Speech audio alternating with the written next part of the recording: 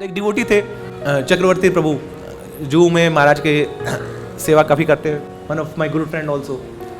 तो वो अपनी स्टोरी शेयर कर रहे थे कि उनकी नॉर्थ इंडिया में तो ट्रांसफ़र होगी, सॉरी मुंबई में थे तो वहाँ से ट्रांसफ़र होगी साउथ इंडिया में। अब वो चले गए चेन्नई में चले गए।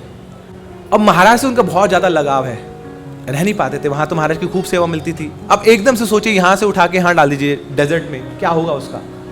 तो बहुत विरह होता था, बड़ी सेपरेशन होती थी महाराज से कि कैसे रहूँगा मैं, कैसे रहूँगा।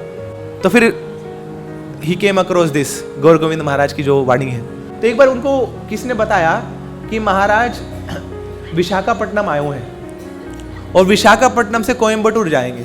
तो जैसे ही उनको ये पता लगा तुरंत नेट पे बैठे और देखने लगे कि विशाखापट्टनम से कोयम्बटूर कैसे जाया जाता है। तो दो ही तरीके होंगे, या तो एयर से जाएंगे या ट्रेन से जाएंगे। तो उनको पता लगा कि अगर एयर से जाएंगे तो फिर भी जो चेन्नई है वो वहाँ पे स्टॉप ओवर है, और अगर ट्रेन से जाएंगे तो ट्रेन का भी रूट है, विशाखापट्टनम से कोयम्बटूर जाना है तो चेन्नई रास्ते में आएगा। ये तो पक्का हो गया, महाराज का दर्शन तो होना ही होना है। और जब जा रहे थे तो फिर महाराज से जब मिले थे तो महाराज ने अपना फ़ोन नंबर दे दिया था, इनको ईमेल दिया था, बोले कभी भी तुम्हें कुछ कोई प्रॉब्लम हो तो मुझे फ़ोन कर लेना। तो फ़ोन नंबर साथ था। आज तक अभी फ़ोन नहीं लगाया था महाराज को, तो हाथ कांप रहे थे, बोले कैसे बात करूँगा।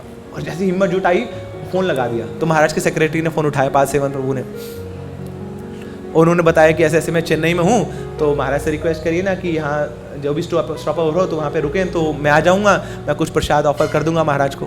तो उन्होंने रख दिया। फिर महाराज को बताया, महाराज आपका एक शिष्य है चेन्नई में, वो बहुत याद कर रहा है आपको। तो महाराज ने उनका जो प्रपोजल है एक्सेप्ट कर लिया। तो फिर चक्रवर्ती प्रभु बताए कि महाराज को कोई प्रसाद की कमी नहीं है, हाँ, और सन्यासी हैं, इतने बड़े गुरु हैं, कोई भी आकर उनको प्रसाद दे देगा, वहीं से पैकिंग कर लेता है, यहाँ कहीं से आ जाता। मगर मैं इतना छोटा सा भक्त ना, जो अभी नया भक्ति में आया हूँ, मेरे लिए भी महाराज रुक रहे हैं। और उनको पूरी अच्छे महाराज ने समय दिया ना, सारे जो व्यंजन थे तो महाराज ने स्वीकार किए। क्यों ऐसा किया? क्योंकि महाराज जानते हैं कि मैं उनका शिष्य हूँ, मुझे वो अकेला नहीं छोड़ सकते, मेरे विरह को जानते हैं। तो मुझे वो बात याद आ गई कि अगर शिष्य गुरु तक नहीं पहुँच सकता तो गुरु आते हैं शिष्य के पास दर्शन करने के लिए।